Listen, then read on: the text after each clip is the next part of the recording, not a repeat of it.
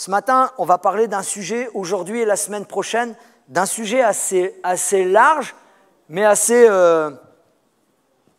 rétréci, rapproché, mais important. Et on néglige, parce qu'on se pense inconsciemment des surhumains. Est-ce qu'il y a des surhumains ici? Je ne dis pas surhommes parce que après ça ne va pas parler à nos épouses, mais des surhumains. Inconsciemment, on croit qu'on est invincible. Des Iron Man en puissance. Vous connaissez? Iron Man, c'est l'homme de fer. Mais non, je vous rappelle, mes frères et sœurs, et Dieu nous le rappelle à travers sa parole, nous sommes que des humains. Amen. Vous êtes au courant de ça? On n'est pas des machines de guerre, encore moins les pasteurs. On a des problèmes, on a des difficultés, mais il y a une chose qui est puissante, c'est la prière, l'intercession, mais surtout la foi dans tout ça. Mais Dieu parle de quelque chose d'important. Dieu parle de quelque chose d'important. C'est le repos. On dirait que j'ai fait un sacrilège là.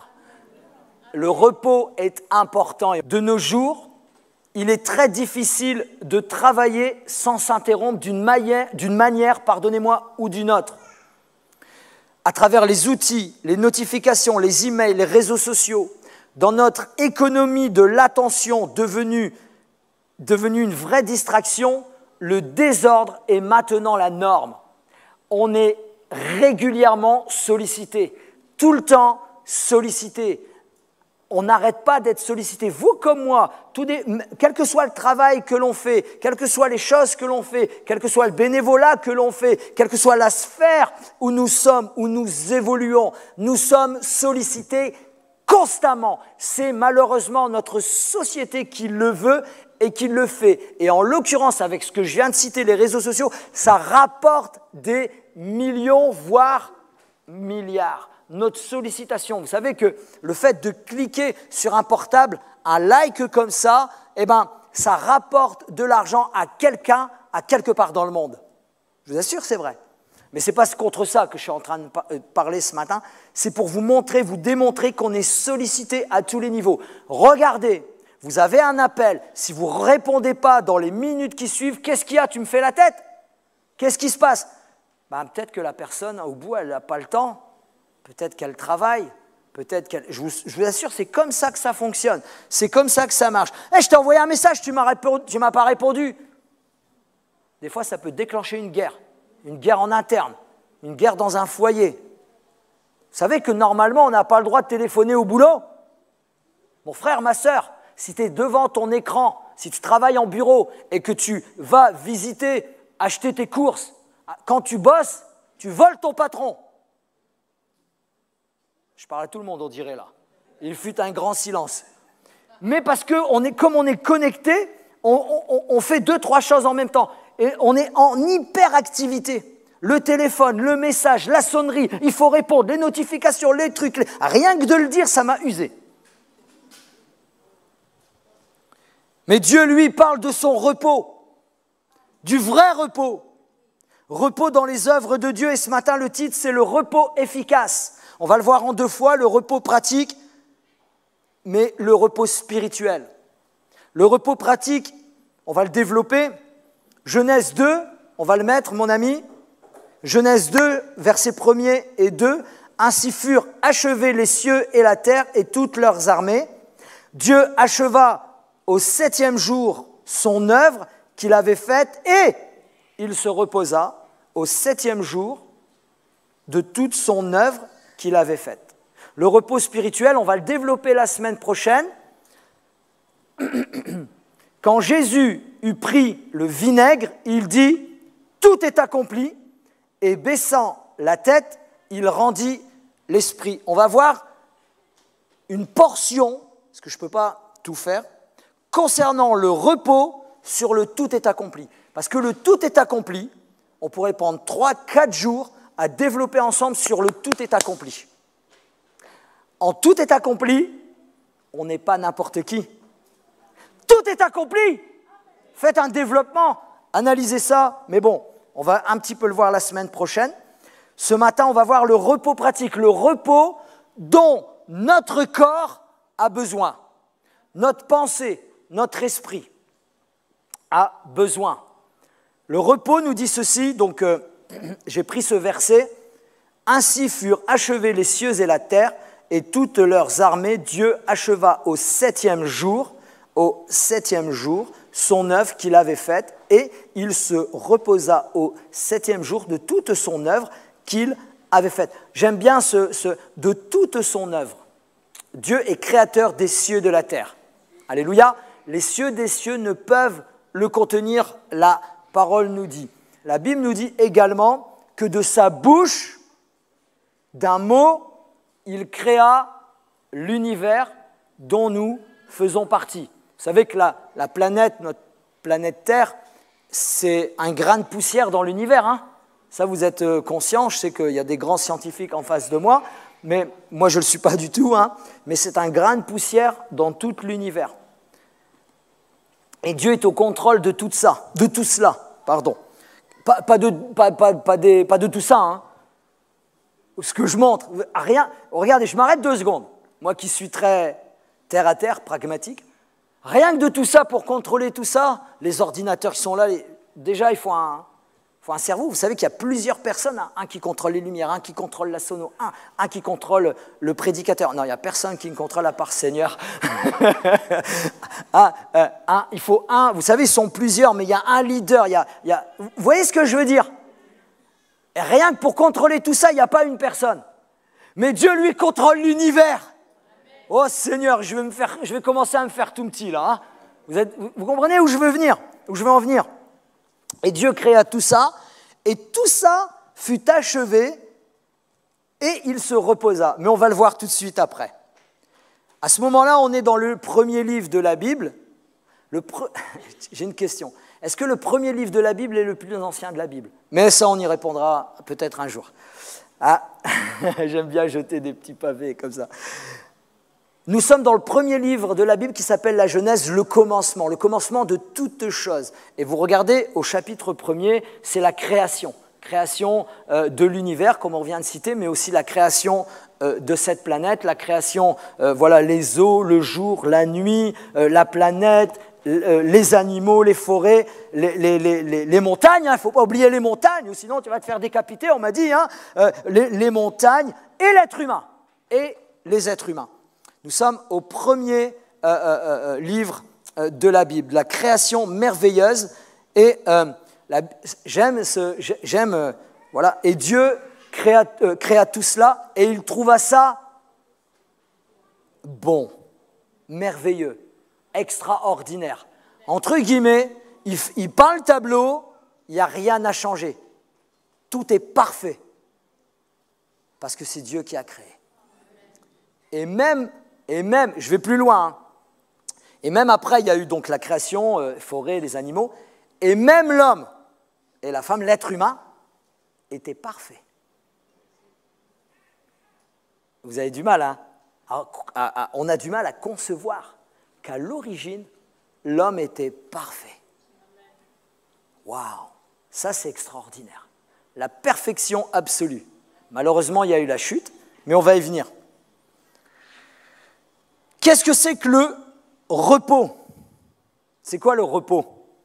C'est dormir. Non, c'est pas dormir. Notre corps a besoin de dormir et on va le voir. Le repos, la base, l'étymologie du mot, c'est une cessation d'activité. Donc on en a besoin. Ce n'est pas un dépôt de bilan, hein. Tu as une société, tu cesses l'activité, c'est pas ça. C'est une cessation d'activité de ce que tu fais. Il faut prendre un moment pour cesser ton activité. C'est l'état de celui qui a terminé un travail. Ou, bibliquement parlant, on parle aussi de la mort. Voilà, on rejoint le Seigneur pour ceux qui le rejoignent. Ce terme a un sens particulier dans la Bible. Le repos de l'homme consiste à jouir surtout de la communion avec Dieu et surtout également à observer ses commandements.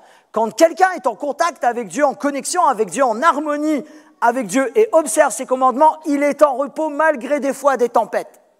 Et quand on n'est pas en repos malgré les tempêtes, c'est que peut-être des fois, telle et telle chose, on a du mal. Et on n'est pas vraiment en connexion. Vous savez qu'on peut faire croire qu'on est en connexion sans être en connexion. Hein. Là, je peux vous faire croire, ouais, moi, c'est... Et je ne le suis pas. Hein. Seigneur, garde-nous d'être en connexion avec toi, d'être en relation avec toi, d'être en communion, en intimité grandissante avec toi. C'est ce qui amène le vrai repos et on va le voir quelques instants après. Et bien sûr, on va le développer fortement la semaine prochaine.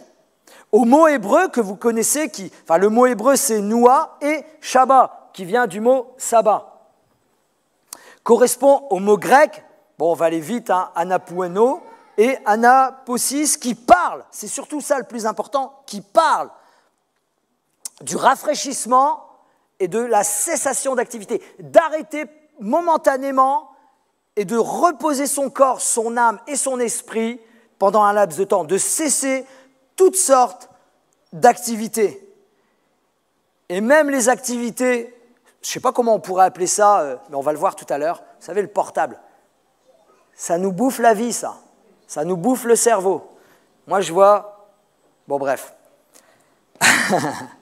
On va développer un petit truc.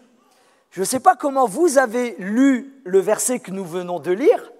Dieu créa, donc on va le relire on va le relire un petit instant. Ainsi furent achevés les cieux et la terre et toutes leurs armées. Dieu acheva au 7e jour son œuvre qu'il avait faite et il se reposa. Je ne sais pas comment vous avez lu ce verset pendant des années, mais moi, je n'arrivais pas à me l'imaginer. Vous savez, dans ma petite tête.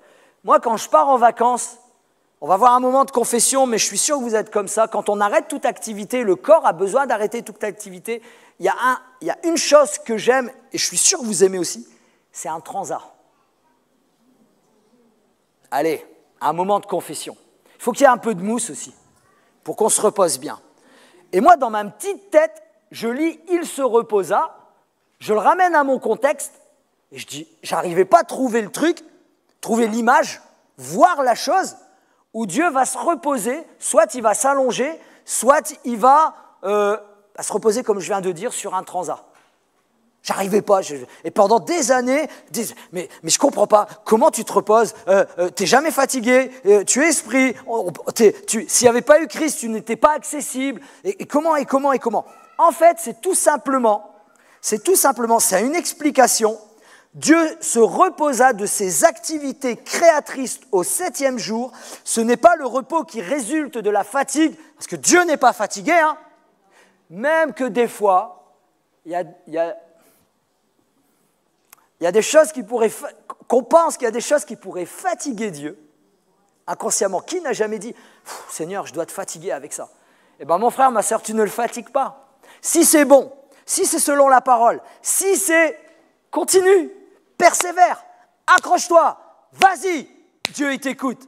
Tu ne le fatigues pas. Si ça correspond, hein, si c'est pour dire de râler ou là tu le fatigues. Attention, tu le fatigues humainement parlant, ça veut dire... tu vois ce que je veux dire? Bon, allez, je ne vais pas plus loin. Restons concentrés sur nos affaires. Ce n'est pas le repos qui résulte de la fatigue, car Dieu n'est pas fatigué, mais plutôt un repos de satisfaction lors de l'achèvement d'un travail bien fait. J'imagine Dieu, après avoir tout créé, s'arrêter quelques secondes. Waouh, c'est vraiment bien.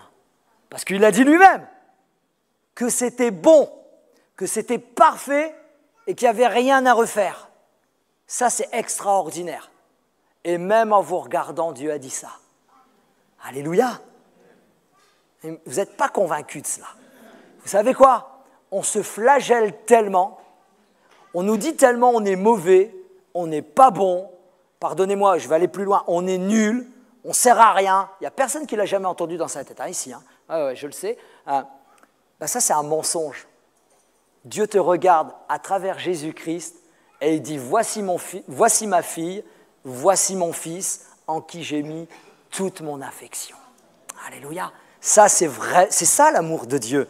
C'est ça l'amour de Dieu. Voici mon fils, voici ma fille, en qui j'ai mis toute mon affection. Dieu a écrit sur le repos de Dieu, Dieu n'ordonne pas à l'homme, à ce moment-là, dans ce verset-là, à ce moment-là, Dieu n'ordonne pas à l'homme d'observer le sabbat parce que les lois ne sont pas encore là, à ce moment-là, mais il enseigne déjà, il enseigne déjà le principe d'un jour de repos minimum par semaine.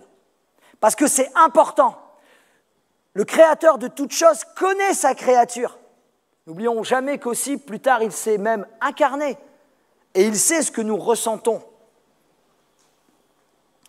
Le repos, vous savez qu'il y avait un repos après la création, mais malheureusement, ce repos a été suspendu, a été retiré, enlevé. À cause de quoi? À cause du péché. À cause que l'être humain, l'homme et la femme, ont raté la cible, ont raté le but que Dieu, l'ordonnance que Dieu avait donnée. Avant, alors on ne sait pas comment, on ne sait pas combien de temps, mais j'imagine qu'ils n'étaient jamais fatigués. Certes, ils devaient se reposer, dormir peut-être je ne sais pas combien d'heures, parce que la Bible nous dit qu'avant cela, on a du mal à s'imaginer également, qu'avant cela, qu'avant la chute, qu'avant le jardin d'Éden avec Adam et Ève et le serpent qui est l'ennemi de notre âme, Satan, il n'y avait pas de travail. La Bible nous dit qu'après coup, Dieu a dit, tu te nourriras de la difficulté du travail que tu feras à travailler la terre, etc., etc. Mais avant cela, il y avait des tâches, il y avait des affaires à faire, il y avait des choses à faire, mais ils étaient dans le repos de leur corps et de leur âme. Car pourquoi? Parce qu'ils étaient connectés en présence de la personne du Père. Dieu était avec eux, parmi eux. Et à un moment donné, ils recherchent même. Est-ce que honnêtement, Dieu avait besoin de rechercher Adam et Ève? Pas du tout. Mais il y a comme un... Alors, je ne sais pas pourquoi, mais je ne peux pas l'expliquer là, mais voilà, Dieu chercha l'être humain. Mais non, c'est pour démontrer à l'homme qu'il se cache de Dieu, tout simplement. Mais apprenons, mes frères et sœurs, allons nous cacher en Dieu et non nous cacher de Dieu. David a écrit, « Où irai-je loin de toi? Où irai-je loin de ta face? Si je vais là-haut, tu y es. Si je vais au fond des mers, tu y es, plus de 5000 mètres au fond des mers. Tu y es. Si je vais à 8000 mètres, le mont Everest, tu y es. Seigneur, tu es partout. Je ne peux pas me cacher de toi. Arrêtons de nous cacher de Dieu. Dans nos consciences, on pense qu'on peut se cacher de Dieu. Non. Dieu est omniprésent, omnipotent, omniscient. Il sait tout, il est partout, il connaît tout. Alléluia. Mais il veut, dans son grand amour, que nous nous reposions en lui. Alléluia. Ainsi furent achevés les cieux et la terre et toute leur armée, Dieu acheva au 7e jour. C'est dans son achèvement qu'on a le vrai repos, l'achèvement des œuvres de Dieu. Et c'est ce qu'on va voir la semaine prochaine. Il y a un premier achèvement dans l'agenda de Dieu, dans la parole de Dieu. Il y a un premier achèvement, c'est la création, c'est tout ça. Et il y a un deuxième achèvement. C'est le rachat. C'est le rachat de l'humanité à travers le Christ bien-aimé, Jésus notre Sauveur et Seigneur. Alléluia. Mais ça, on va venir la semaine prochaine. Le tout est accompli. Ce matin, je veux vous convaincre, qui que nous soyons, de nous arrêter dans le tourbillon de la vie et de prendre soin de nous. Parce que la parole de Dieu le dit. Ah bon ? Ce n'est pas une mode qui vient d'arriver où il faut prendre soin. Non, non. La société étant, en ce moment, je vais inventer un mot, en surintention de prendre soin de soi. Vous comprenez ce que je veux dire? Avec tout ce qui se passe. Non, non, ce n'est pas une esquive pour plus rien faire, le repos. Ce n'est pas une esquive pour plus rien faire. La Bible dit clairement, vous savez, qu'est-ce qu'elle dit sur le travail, la parole de Dieu?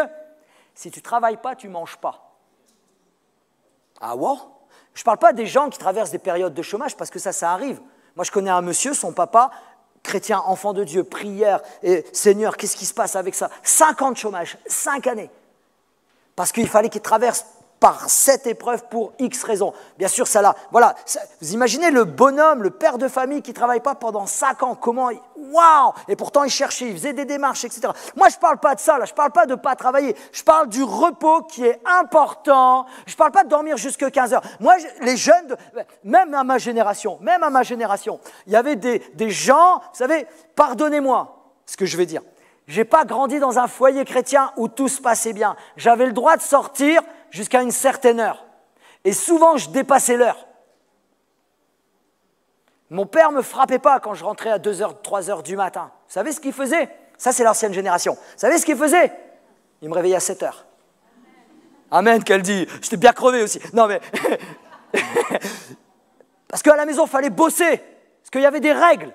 Vous comprenez ce que je veux dire? Moi, je ne comprends pas qu'on laisse dormir nos enfants jusque des 11 heures du matin, jusque des midi.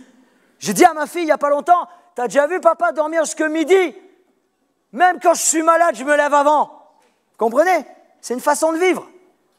C'est une façon de faire. Alors, je ne dis pas qu'il ne faut pas faire la grâce. Je ne suis pas un anti-grasse matinée. Hein. Ne faites pas de moi un ennemi. Parce que je parle du repos. Mais dormir jusque midi, c'est bizarre. Enfin bref, je passe à autre chose. Pardon, peut-être j'ai taillé des gens là sans faire. Je vous aime, voilà. Mais c'est une vérité. C'est une vérité. C'est cesser. C'est ça le repos. En fait, le repos qu'on parle aujourd'hui, le repos pratique qu'on parle aujourd'hui, c'est cesser certaines activités pendant un laps de temps.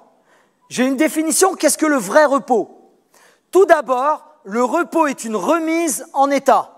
Il s'agit de régénérer les parties de nous, qui se vident. Vous savez qu'on a, voilà, ça se vide, qui s'épuisent à force de pratiquer toutes les activités qui font partie de notre vie, tout simplement. Ces parties-là, elles se vident, il faut les re-remplir, il faut les régénérer. Prenons un exemple, nos voitures. On roule, on aimerait bien toujours rouler sans aller à la pompe, surtout en ce moment. Bon, le gasoil et l'essence, il fait ça. Mais quand c'est vide, c'est pratico-pratique. Hein. Quand c'est vide, qu'est-ce qu'il faut faire? Ben, il faut le remplir.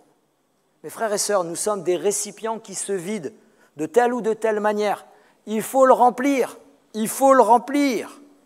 La Bible déclare, maintenant je vais y aller avec la Bible, hein.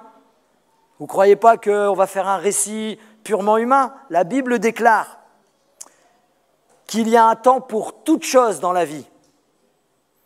Un temps pour être en activité, pour travailler et accomplir différentes tâches, ça c'est important, mais aussi un temps pour souffler, être à l'arrêt et profiter d'un temps de calme, profiter d'un temps familial, profiter d'un temps avec son époux, son épouse, mais aussi profiter d'un temps avec notre roi des rois. Alléluia. Mais ça, on va y venir. Ça, je vous dis, le repos spirituel, ça sera plus la semaine prochaine. Deutéronome, chapitre 5. Respecte, c'est une ordonnance de Dieu, respecte le jour du repos en faisant un jour saint comme l'Éternel ton Dieu te l'a ordonné.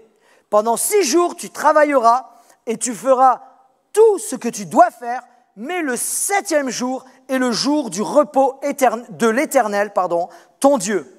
Tu ne feras aucun travail, ni toi, ni ton fils, ni ta fille, ni ton esclave, ni ta servante, ni ton bœuf, ni ton âne, aucune de tes bêtes, ni l'étranger qui habite chez toi, afin que ton esclave et ta servante se reposent comme toi. Vous êtes d'accord jusqu'ici? C'est Deutéronome qui le dit. Mais je sais dans vos pensées, oui, mais ça c'est spirituel, tu as vu ce que tu as lu. La Bible, elle dit que c'est pour l'Éternel, venir le louer, venir. Bien sûr qu'il faut le faire. Mais nous allons prendre une parole de Jésus. Marc chapitre 2, verset 27. Puis il leur dit, le sabbat a été fait pour l'homme et non l'homme pour le sabbat. C'est pas moi qui le dis, hein. C'est Yeshua, Jésus, Yassour el-Massir, Sidna Issa, Baron d'Even. Ah, j'ai encore plein de noms, hein. C'est Jésus qui le dit. Et je le répète parce que j'aime beaucoup. Puis il leur dit, le sabbat a été fait pour l'homme et non l'homme pour le sabbat. Ça veut dire que nous devons accepter de reposer notre corps et notre esprit. À un moment donné, il faut se déconnecter. À un moment donné, il faut couper. Hébreux chapitre 4, pardonnez-moi, versets 9 et 10. Il reste donc un repos de sabbat pour tout le peuple. En effet, celui qui entre dans le repos de Dieu se repose lui aussi, ce que je disais tout à l'heure, de son activité. Quand on rentre dans le repos de Dieu, on se repose de son activité. Tout comme Dieu s'est reposé de la sienne. Ça veut dire quoi? Ça veut dire on s'arrête et on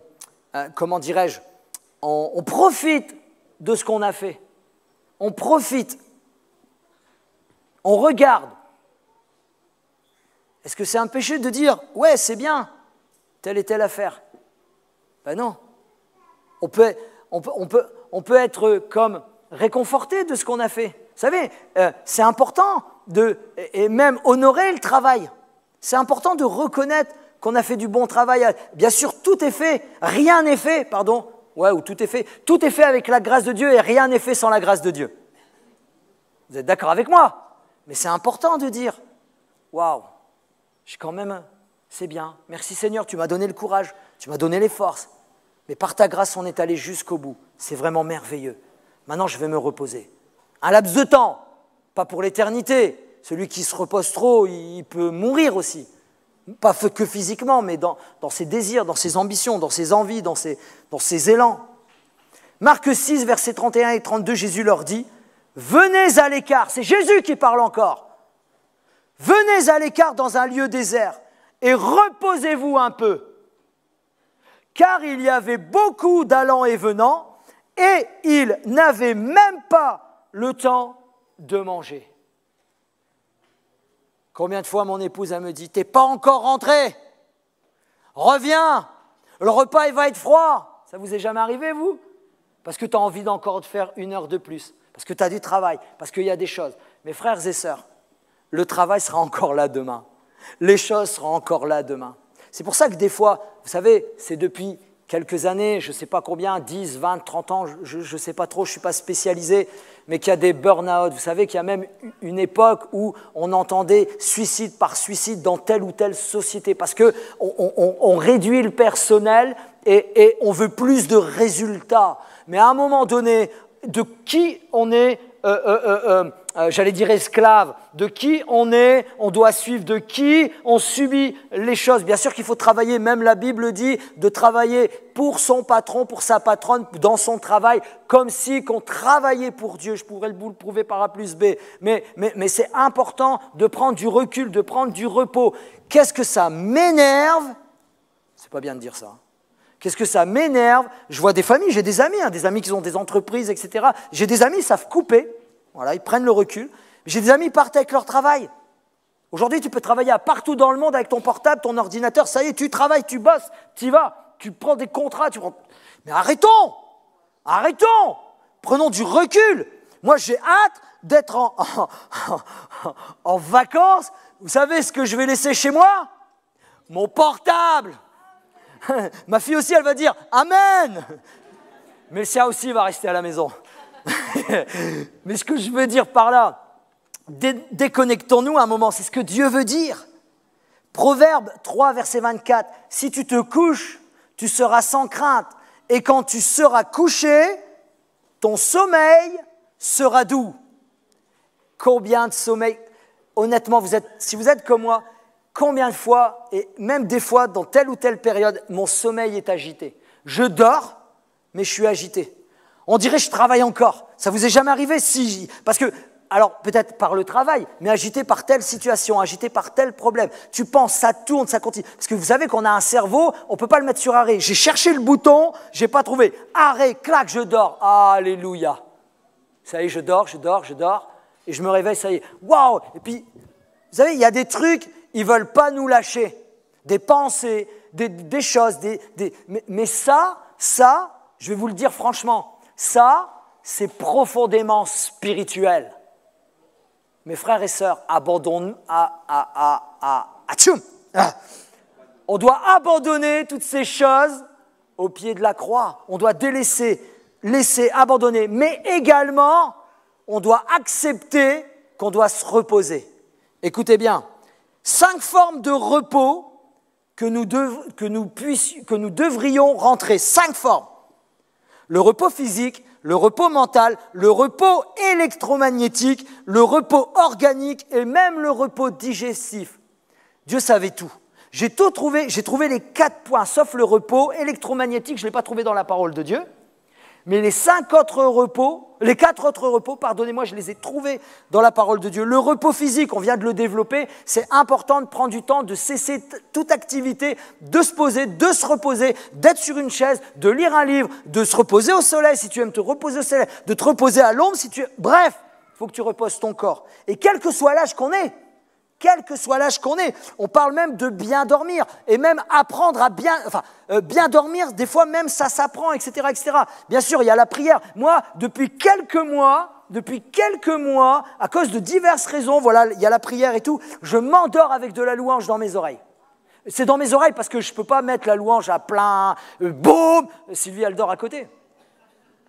Donc, c'est les petits écouteurs dans mes oreilles et je vous promets, des fois, je m'endors 20 minutes, ça a tourné. Alors, peut-être mon esprit qui est soumis à l'Esprit de Dieu entend, je ne sais pas. Mais moi, des fois, je me réveille, c'est la louange et j'en suis où là? Et puis, boum, je clique, j'éteins. C'est bon de s'endormir dans la présence de Dieu.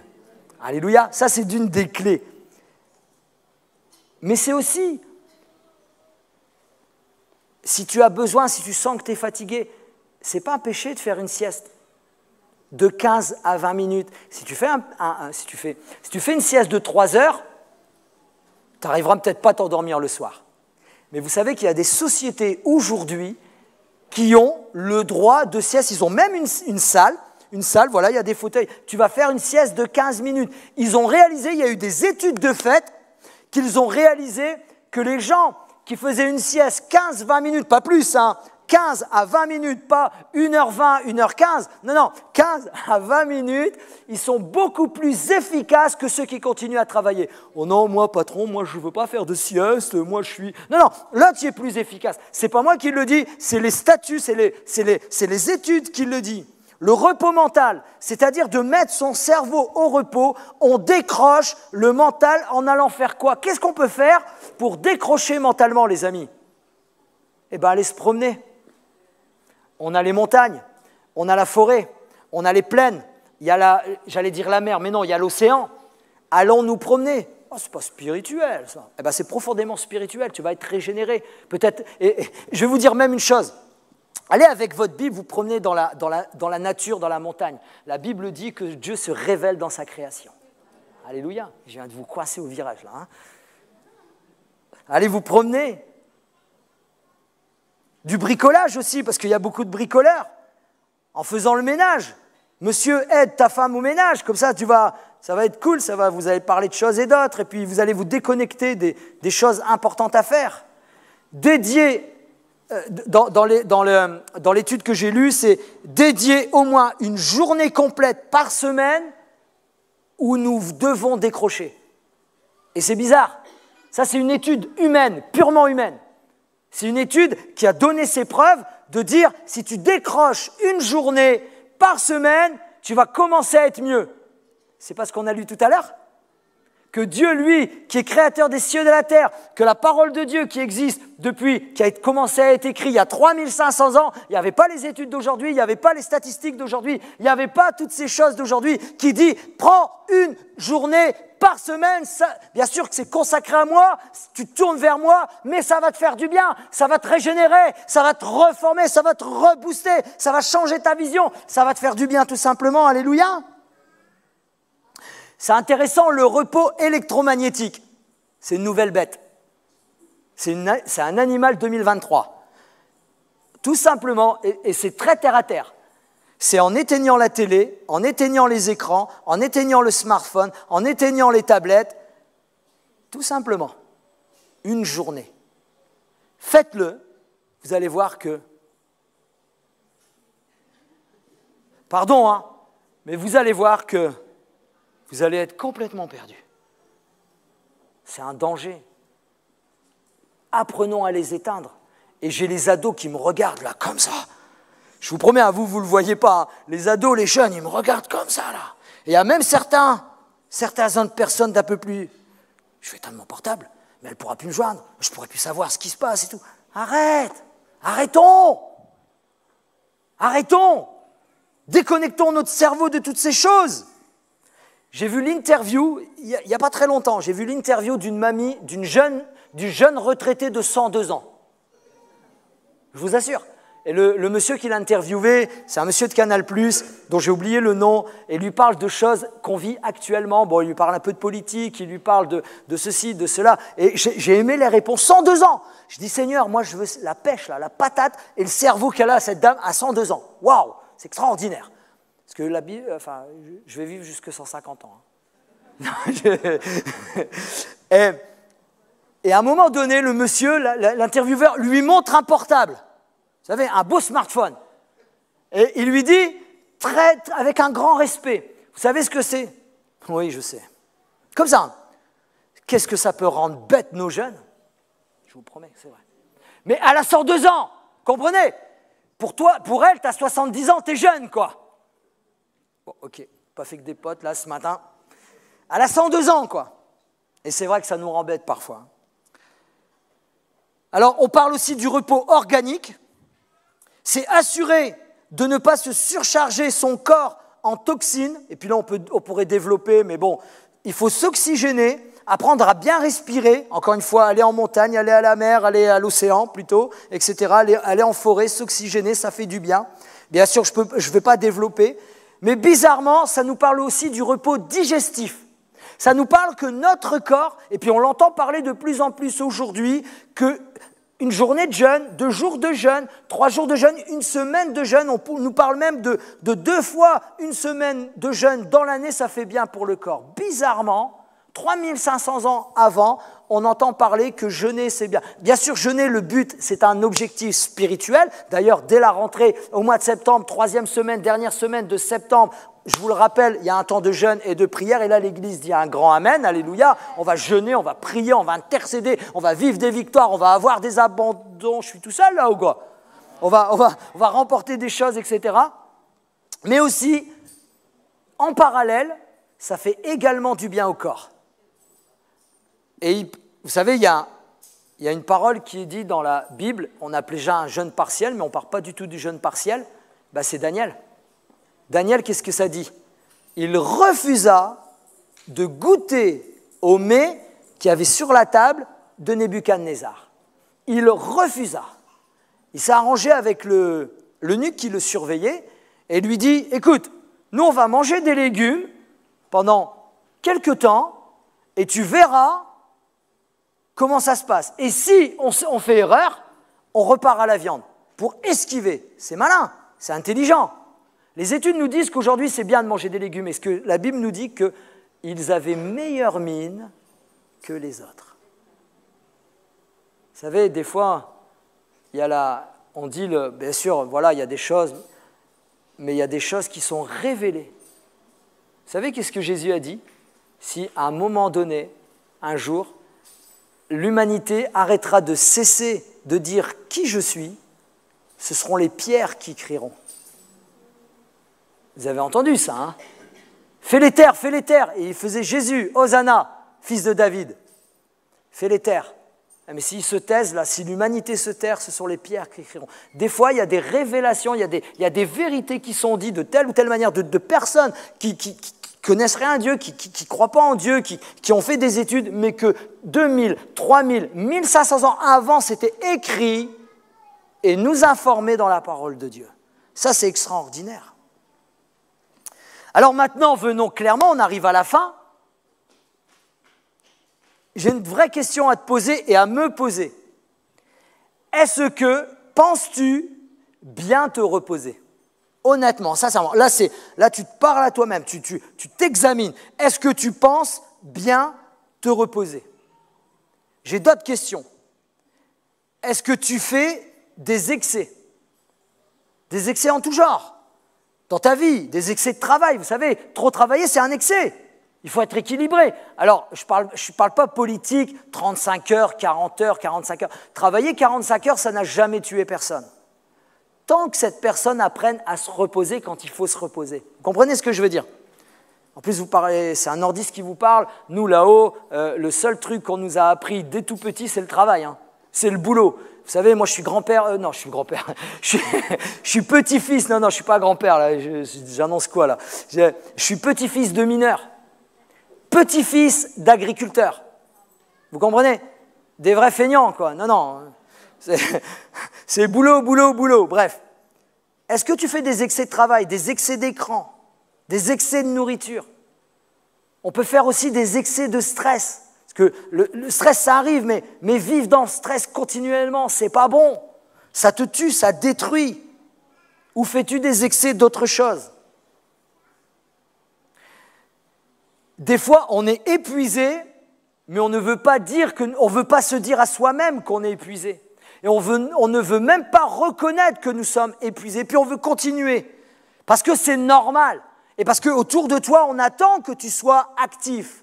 Mais non, à un moment donné, il faut se reposer. Ce n'est pas parce que tu reviens de vacances que tu es forcément reposé. Eh oui, avec tout ce qu'on a cité auparavant. Bien sûr, nous en vacances, on se prépare des bons petits plats, on se fait des choses, mais déconnecter certaines choses, enlever certaines choses, déconnecter du travail. Vous savez, des fois, on rentre avec le travail à la maison. Et puis on y va. Hein. Il y a des règles à la maison. Normalement, on ne parle pas travail à la maison. Mais des fois, on parle quand on est à deux. Moi, je connaissais un couple d'amis dans le pastorat. Eux, ils parlaient en anglais pour pas que les enfants comprennent. Mais les enfants ont grandi, ont compris l'anglais. Donc, il fallait… Bon, bref. Réaliser que tu es épuisé. Ce n'est pas parce qu'on revient de vacances qu'on est forcément reposé. Et nous devons prendre du recul. Tu dois prendre du recul sur certaines choses et t'aérer l'esprit, t'aérer ta pensée, t'aérer ton être. Et surtout, au-delà de tout, compter sur la grâce de Dieu qui te régénère et que tu renouvelles à chaque jour. Je vais inviter mon épouse. On va terminer. J'ai une question historique à poser. Quand les premiers congés, Kevin n'y répond pas, quand les premiers congés payés ont été créés en France? Et tout le monde va m'apporter la même réponse. Hein. Quelle année? Je m'en doutais. Eh non! Eh non, je suis content, je suis fier de… Et Kevin, il me regarde comme ça. Les premiers congés payés ont été institués en France le 9 novembre 1853 par un décret de l'empereur Napoléon III, mais seulement au bénéfice des fonctionnaires. Si tu es fonctionnaire, sois béni. J'ai rien contre toi. Soyez bénis. Mais vous avez été les premiers… Et effectivement, là où je rejoins mon frère Gérard, justement, c'est ça que… Merci. Effectivement, la généralité de tous les salariés en France, les congés payés ont été institués par le Front populaire en 1936. On veut dire merci Front populaire d'être battu pour nous. On a aujourd'hui des congés payés. Ça a commencé par 15 jours. Mais ce qui est intéressant dans l'étude que j'ai lue, c'est qu'on n'avait pas l'habitude. Tu peux commencer à jouer. Elle m'écoute attentivement, mon épouse, c'est bien. Parce qu'elle ne joue pas, elle écoute, c'est bien. Au moins, ça parle de congé. Mais ce que j'ai lu, c'est très intéressant. C'est très, très intéressant. Cette loi, donc c'était en 1936, promulguée le 20 juin 1936, elle prescrit un minimum de 2 semaines de congés payés par an pour tous les salariés, comme je l'ai dit tout à l'heure, français liés à leurs employeurs par un contrat de travail. Avant, peut-être ça n'existait pas. Cette loi ne conduit pas pour autant une explosion du tourisme. Ça veut dire quoi? Ils n'étaient tellement pas habitués à ce genre de choses que seulement 600 000 personnes, cette année-là, par les trains, vous savez, il y a des photos, c'est vraiment une explosion, c'est vraiment quelque chose d'extraordinaire. Mais la première année, seulement 600 000 personnes sont allées sur les plages, un peu en Normandie, en Bretagne et un petit peu partout. Parce qu'ils n'avaient pas l'habitude. Parce que ce n'était pas dans leur gène. Parce que ce n'était pas dans leur gène, dans leur conception. Parce qu'on les avait comme empêchés. On les avait… Voilà, c'était comme même pas normal. Et ça revient un petit peu à nous. La Bible dit tu dois te reposer.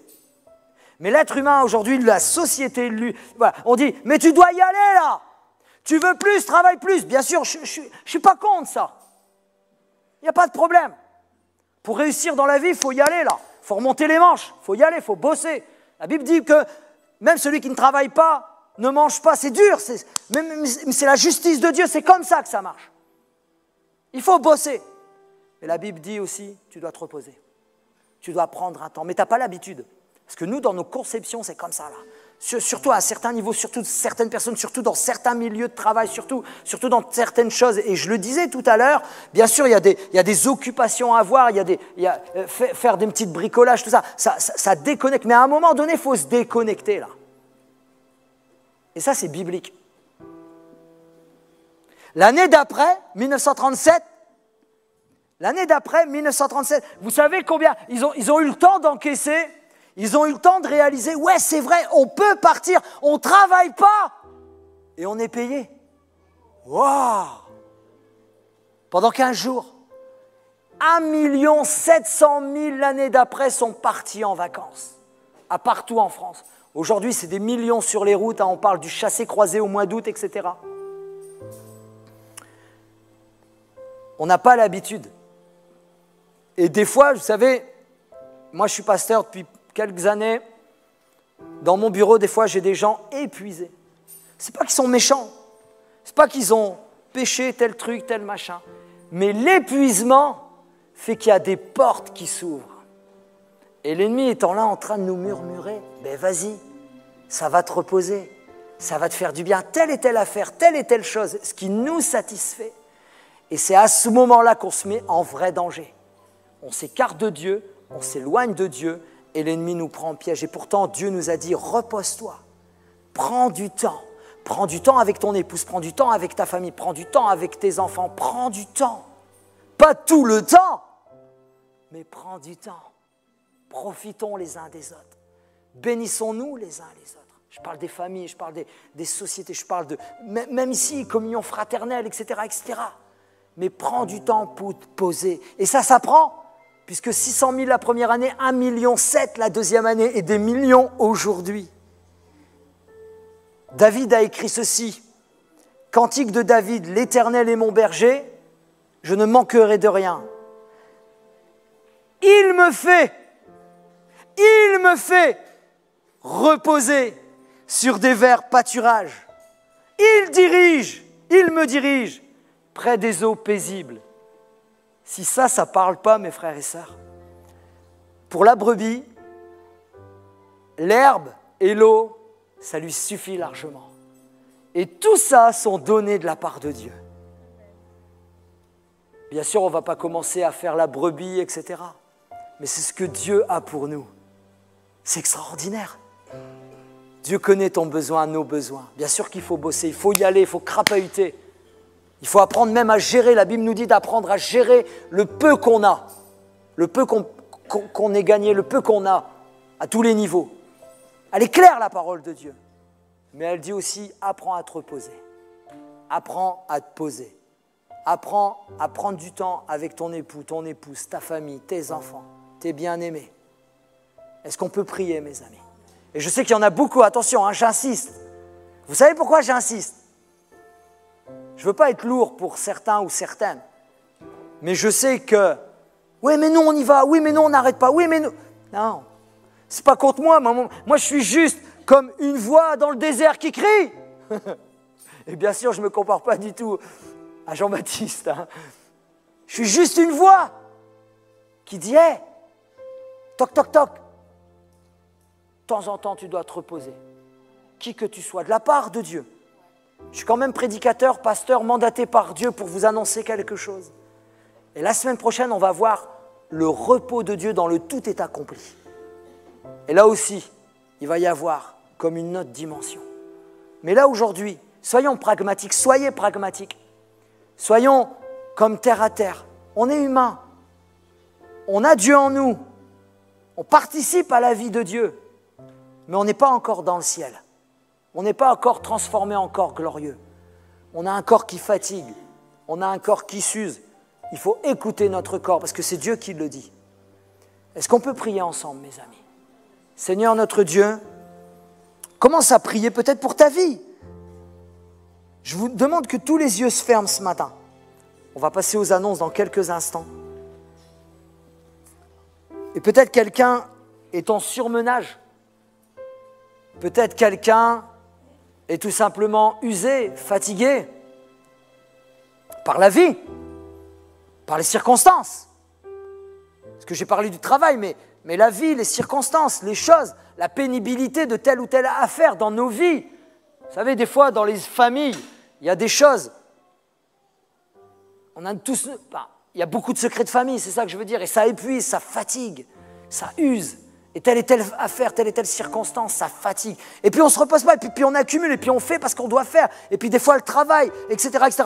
Quelle que soit ta tourmente ce matin, je t'invite, tout le monde a les yeux fermés ce matin. Je t'invite à lever la main là où tu es, je vais prier pour toi d'où je suis. Quel que soit, voilà, vous pouvez, voilà, garder les mains, fermez les yeux, juste fermez les yeux, tout le monde ferme les yeux. Il y a des mains qui commencent à se lever, on ferme les yeux par respect, mes amis. Waouh! Waouh! Des dizaines de mains se lèvent dans l'assemblée, des dizaines de mains. Je voudrais qu'on ferme les yeux. Gloire à Dieu. Voilà, je vais entendre quelques secondes. On peut baisser les mains, on va juste prier ensemble. Seigneur notre Dieu, nous te bénissons, Père, parce que tu nous demandes de nous reposer et apprends-nous à accepter que nous devons nous reposer, qu'il y a un temps pour tout, qu'il y a un temps pour agir, il y a un temps pour réfléchir, il y a un temps pour être en action, et il y a un temps pour se reposer. Seigneur, je te prie de bénir les personnes qui ont levé la main, les frères et sœurs qui ont levé la main, et je te prie de les renouveler, de les remplir, de les conduire, de les bénir puissamment, de les renouveler, mais également, Seigneur, de renouveler ceux qui auraient pu lever la main et qui ont hésité de lever la main. De bénir et de renouveler aussi ceux qui vont partir en vacances. De bénir et de renouveler ceux qui vont revenir de vacances. De bénir et de renouveler chacun d'entre nous ici présents dans ce lieu.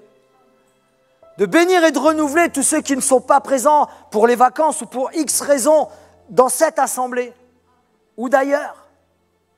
Mais que chacun nous soyons régénérés. Que chacun d'entre nous, nous puissions accepter de déconnecter, ne serait-ce de temps en temps, des tablettes, des ordinateurs, des portables, afin d'être connectés plus à toi, Seigneur. Seigneur, je te prie de souffler ce vent nouveau, d'accepter de prendre soin de soi, d'accepter, Seigneur, ce que ta parole nous enseigne. Je te prie de renouveler les uns et les autres, je te prie de régénérer chacun d'entre nous, Seigneur. En tout cas, il est sûr d'une chose, c'est que, Seigneur, on a besoin de toi.